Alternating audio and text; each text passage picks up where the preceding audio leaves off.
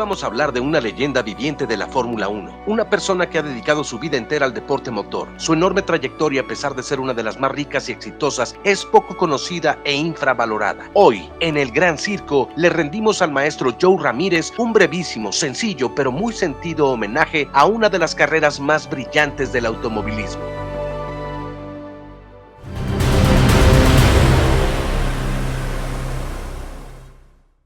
Bienvenidos a los Expedientes F1. No olviden dejarnos su like, suscribirse y recomendarnos. Esto es El Gran Circo.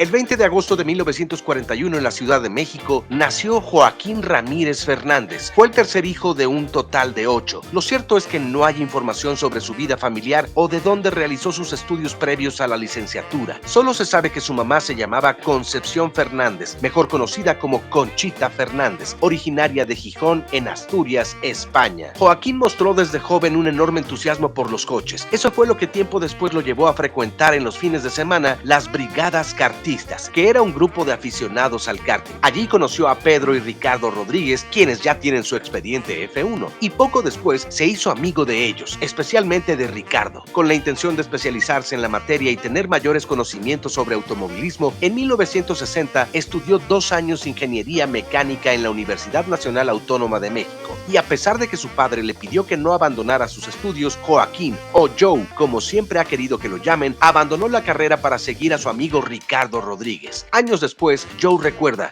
la pasión de mi vida fueron siempre los autos y las carreras, y como estudiante de ingeniería mecánica no veía de cerca ese mundo del motor, así que me decidí irme a Italia, porque por esa época Italia era el alma del automovilismo. Ricardo fue llamado a correr con Ferrari en la Fórmula 1 y Joe poco después llegó a Módena. Ricardo lo presentó con Mauro Forgé y con el director del equipo, Eugenio Dragone. Gracias a eso le ofrecieron un puesto como ayudante y aprendiz de mecánico, donde no recibía un salario, solo el hospedaje y los alimentos, pero eso sí, una enorme capacitación y aprendizaje. Aunque había un detalle: Joe no hablaba italiano y no tenía los permisos laborales necesarios, pero cuando la pasión se desborda, parece no haber impedimento para alcanzar las metas. Tanto así que jornadas de hasta 18 horas no desmotivaron en ningún momento a un joven Joe que estaba totalmente determinado. El trato amable, sencillo y siempre sonriente de Joe comenzó a abrirle las puertas y pronto se hizo amigo de Juan Manuel Bordeaux, el protegido de Fangio, y desde luego también de los pilotos de Ferrari, Phil Hill, Lorenzo Bandini y Giancarlo Baghetti. Para 1962, Ricardo Rodríguez seducía al mundo motor y tenía varias ofertas para correr con diferentes escuderías, así que le prometió a Joe que a donde fuera siempre tendría un lugar como su mecánico. Para finales de la temporada del 62, Joe fue recomendado por su ídolo, Juan Manuel Fangio, que también ya tiene su expediente F1, para trabajar en Maserati. Ese fue su primer trabajo remunerado, y todo gracias al Chueco de Balcarce. También, a finales de ese año, se corrió el Gran Premio de México y durante las prácticas libres, Ricardo, que ya había marcado el récord en pista, quiso hacer estallar en júbilo a la afición de su país mejorando su tiempo. Así que salió una vez más a la pista sin saber que esa sería su última vuelta. El automovilismo mexicano se vistió de luto aquel 1 de noviembre de 1962.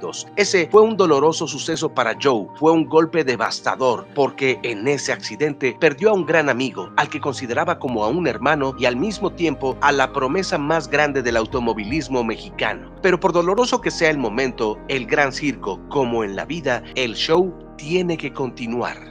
En Maserati conoció varias divisiones, estuvo en motores, suspensión, las velocidades, chasis, etc., para finalmente integrarse al departamento de competición bajo la tutela de Gianpaolo Dallara, quien meses después lo invitó a unirse a las filas del Lamborghini en 1963, ya que Ferruccio Lamborghini le encomendó a Dallara el diseño de su primer auto de gran turismo kart, donde participó en el desarrollo de autos deportivos de alto rendimiento como el Lamborghini 350 GT. En 1964 se trasladó al Reino Unido para trabajar con Ford en el proyecto del GT40. aquel famoso auto diseñado para ganarle a Ferrari específicamente en Le Mans. Ahí conoció a Dan Gurney, uno de los pilotos que ponían a punto el auto de la clase Sport. Así, en 1966, Dan le ofreció unirse como coordinador de mecánicos en el equipo de AAR Eagle, All American Racers, fundado precisamente por Dan Gurney y Carroll Shelby, y que tuvieron su base en Santa Anita, California. Participaron en carreras de sport prototipos americanos y también de kart, pero también lo hicieron en la Fórmula 1 con los autos Eagle. El equipo de Fórmula 1 tuvo su base en el Reino Unido y utilizaron los motores Westlake. Se les conoció como Anglo-American Racers, y de un total de 34 grandes premios a los que se inscribieron, participaron en 25. Joe tuvo que mudarse a los Estados Unidos porque los patrocinadores comenzaban a escasear y el dinero en el desarrollo para los autos nunca alcanza. Así viajó a Estados Unidos, donde desarrollaron autos para competir en Can-Am, Trans-Am e IndyCars. Económicamente, reconoció Joe, le fue muy bien, y su esposa le pedía regresar a la Gran Bretaña, donde se sentía más cómoda. Además, Joe añoraba las carreras europeas, donde a su forma de ver las cosas siempre representaban un mayor reto. Entonces, con lo que habían ahorrado, pudieron comprar una casa en la Gran Bretaña. Por lo tanto, a finales de 1970, Joe se fue a trabajar con John Wyer, quien anteriormente había dirigido el proyecto de Ford GT40. Ahora Wyer manejaba al equipo de Porsche y tenía los fantásticos Porsche 917. Joe no lo pensó dos veces, ya que además uno de los pilotos era Pedro Rodríguez. Pero David York, jefe del equipo, dijo que tener a los dos mexicanos en el mismo equipo sería una locura. Por lo tanto, aunque eran parte del mismo equipo, no trabajaron en el mismo auto. Joe disfrutó mucho formar parte de ese equipo, donde ganaron muchas carreras, y en 1971 Pedro Rodríguez consiguió el bicampeonato mundial. Lamentablemente, ese mismo año, al igual que su hermano años atrás, también perdió la vida en las pistas, dando origen a la leyenda de los hermanos Rodríguez.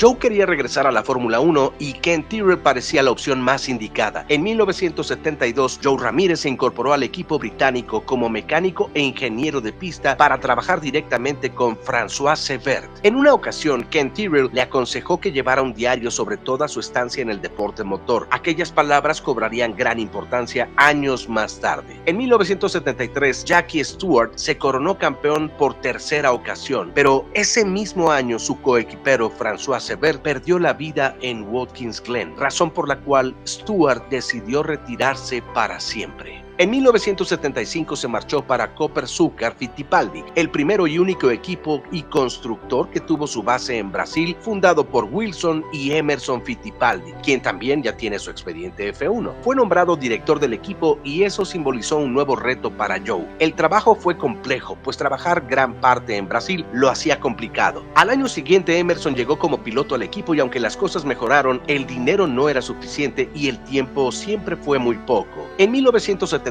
Joe fue llamado por Don Nichols para prácticamente reconstruir el equipo Shadows Racing Cars, ya que sus anteriores empleados, como un atraco del viejo oeste, se lo llevaron todo, incluidos los planos para formar una nueva escudería, Arrows. Era evidentemente una labor titánica, hacer resurgir el ave fénix después de conseguir que el equipo llegara a la 10ª posición en el campeonato de pilotos. Para Joe significó alcanzar el objetivo trazado. Por lo tanto, decidió embarcarse en un nuevo reto. Así que ATS de Günther Schmidt fue la siguiente parada. Nuevamente, todo un reto. Un equipo muy pequeño de muy poca gente y recursos muy limitados, al que puso casi de inmediato en cuarto lugar en una carrera. En ese 1980, Joe estaba al mismo tiempo encargado de resolver los convenios de la FOCA, la Asociación de Constructores de la Fórmula 1. Apresurado, pues llevaba varios minutos de retraso para la reunión, Joe llegó muy agitado y avergonzado, pero para su sorpresa, Ron Dennis se puso inmediatamente de pie diciéndole: después de tu actuación, te reservamos esta silla para que ocupes la cabecera de la mesa. Mientras sostenía el respaldo de la misma, Colin Chapman, Frank Williams, Bernie Ecclestone y Ken Tyrrell se levantaron aplaudiendo y reconociendo su gran trabajo.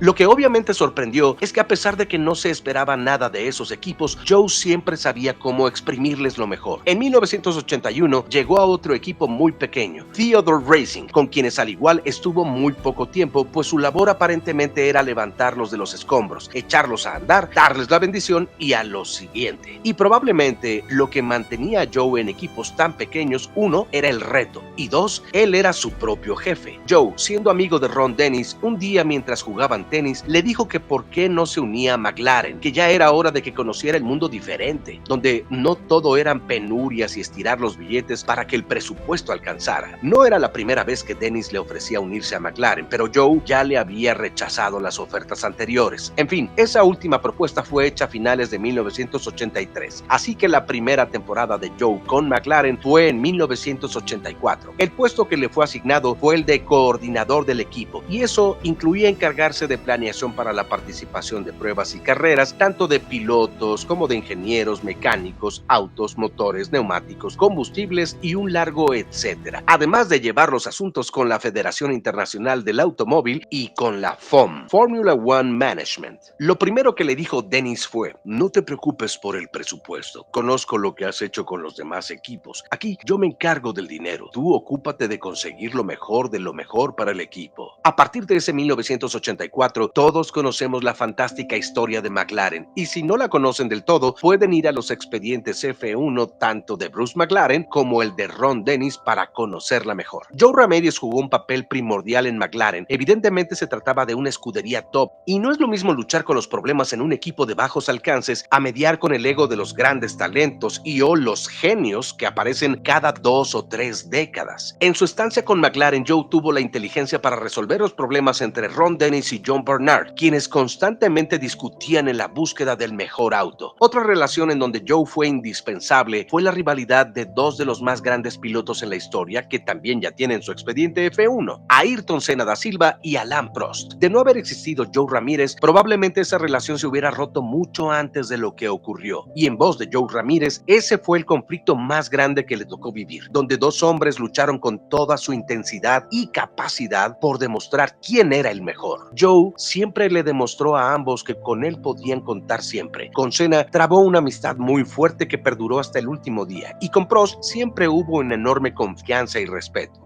Incluso la relación con Prost fue tan buena que en 1991 Ferrari le ofreció un contrato a Joe Ramírez por recomendación del piloto francés. Esto encendió las alarmas en McLaren, pues Ron Dennis se enteró, y para conservar a Joe, Dennis le ofreció una cantidad muy similar a la de Ferrari y un contrato con mucho mejores prestaciones. Y así Joe Ramírez permaneció con los de Woking. Otra rivalidad que se vivió al interior de McLaren fue la de Fernando Alonso y Lewis Hamilton en 2007. Para ese entonces, Joe Ramírez ya no estaba en McLaren, pero siempre ha dicho que esa rivalidad era cosa de niños en comparación a lo ocurrido entre Senna y Prost. Para el 2001, Joe Ramírez, después de tantos años dedicados al automovilismo, comenzó a planear su retiro. Y cuando se enteraron de ello, Jan Todd y Ross Brown le dijeron que era aún muy joven para retirarse, y le ofrecían muy buenas condiciones y un proyecto que estaban seguros que le encantaría. Tan convencidos estaban que le propusieron que fuera solo por un año para probar, y si al término de ese año no estaba satisfecho, no habría ningún compromiso y podría continuar con su plan de retiro. Y para generar un poco más de ánimo en Joe, Michael Schumacher le regaló una fotografía donde le escribió: "Te verías mejor de rojo". Sin embargo, a pesar de todos sus esfuerzos, Joe Ramírez, un hombre de la vieja escuela, siempre fue un hombre íntegro, y era casi imposible, después de tanto tiempo con McLaren, mudarse a Ferrari. Además, para su cumpleaños número 60, tanto Mika Häkkinen como David Coulthard le regalaron una Harley Davidson, y en su última carrera, Mika Häkkinen obtuvo la victoria dedicándosela a Joe. Al término de la temporada, McLaren le organizó una fiesta impresionante a Joe Ramírez, donde fue gratamente reconocido y homenajeado. Y para alguien como Joe, su corazón se había retirado con McLaren y con nadie más. Así culminó con una enorme carrera donde trabajó para 8 escuderías, completó 479 grandes premios, 116 triunfos, 10 campeonatos de pilotos y 7 campeonatos de constructores. Impulsó a pilotos de la talla de Jackie Stewart, Niki Lauda, Alain Prost, Ayrton Senna da Silva y Mika Häkkinen, entre muchos otros. En 2005, después de 40 años de carrera en el deporte motor, y haciendo eco a las palabras de Ken Tyrrell, quien muchos años atrás, en 1972, le sugirió que escribiera un diario sobre toda su estancia en el deporte motor, Joe Ramírez publicó su biografía llamada Mi vida en la Fórmula 1, un libro que vale su peso en oro. En el 2020, Joe Ramírez fue nombrado por la revista italiana Autosport Sprint especializada en automovilismo como leyenda de la Fórmula 1 por su trayectoria y contribución al deporte. Y finalmente, Eduardo Costabal, un empresario chileno dedicado a la industria automotriz, abrió en 2020 un museo que posee una de las colecciones más completas de la historia de la Fórmula 1, el automovilismo y el motociclismo. Y en 2022, después de conocer la historia, pasión y enamorarse del personaje, decidió renombrar el museo como Museo Joe Ramírez. Este lujoso museo se encuentra en Barcelona, España, y no está abierto al público, pero el empresario chileno no descarta la opción de que un día abra sus puertas al mundo entero. Sin duda, una de las personas que más le ha dado a la Fórmula 1, Joaquín Ramírez Fernández, es toda una leyenda mexicana que sigue compartiendo sus vivencias, aprendizajes, anécdotas, excelencia y profesionalismo, dejando siempre muy en alto al país que lo vio nacer.